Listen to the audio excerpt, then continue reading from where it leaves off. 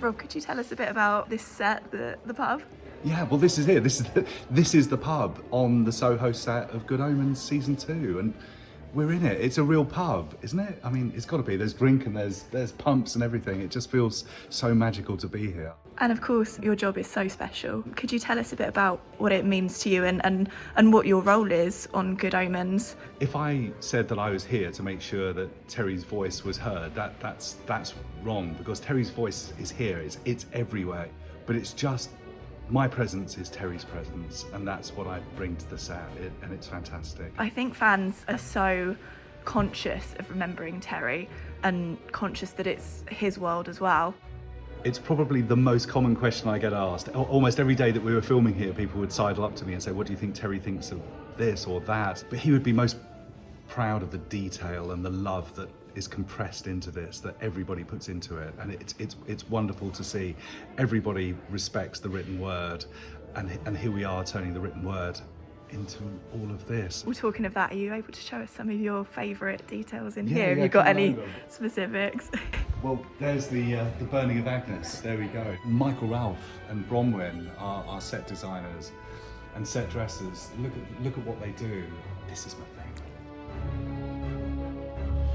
There we go. Witchfinder General Pratchett, with a brandy in his hand and a hat on his head. That's how he should be.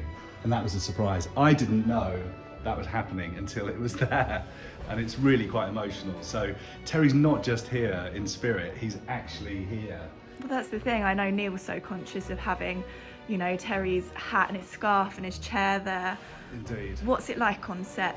With detail like this, it's just fantastic. It just shows you that people really do care about the source material and about Terry. To be honest, the one person who cares about that more than any of us is Neil. Neil makes sure that Terry's voice is heard every single day through the scripts. It's fantastic. How in contact with Neil are you sort of generally and then when filming's going on? In the build-up during the script writing process, I speak to Neil probably every other day, and he wants to share what he's doing and tell you where it's going and where the story is going, where the narrative is going, and that's fantastic. And then on set, he's here as much as he can be here, and Neil's attention to detail. I think I notice everything, but Neil notices at a microscopic level what's going on. And what to you, Rob, is most special about Good Omens? The thing about Good Omens that I didn't realise before we made the show was just the love around the book. Now, I obviously knew that it was a beloved book. It's so many people's favourite book of Neil's and Terry's. But what seemed to happen with Good Omens, if I can paint a Venn diagram in the air, you've got Neil's fandom and you've got Terry's fandom.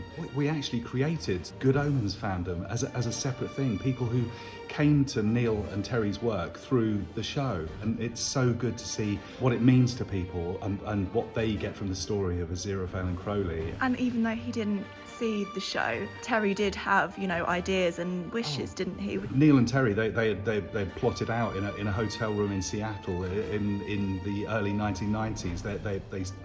They shared a room together and they talked about what would happen next. So there's definitely a story arc. Now Neil would actually kill me in my sleep if I was to let on too much. But there is a definite story arc for Aziraphale and Crowley, and we've got to see that to the end. We have to. Is there anything you can tease about There's where I wish I could. You know how enthusiastic I am about this, and I wish I could, but no. I'll let you keep your head. Indeed. Wait and see. And just finally, for fans who might not know, could you tell us a bit about your relationship with Terry over the years and how close you were? I was just blessed to spend so much time with Terry over 20 odd years. I sat at his side as his words and worlds were created. It was such a blessing. I will never not be blessed, and I will never spend a day of my life where I don't appreciate the time that I spent with him, and I miss him horribly. We all miss him terribly, and I wish he could be here.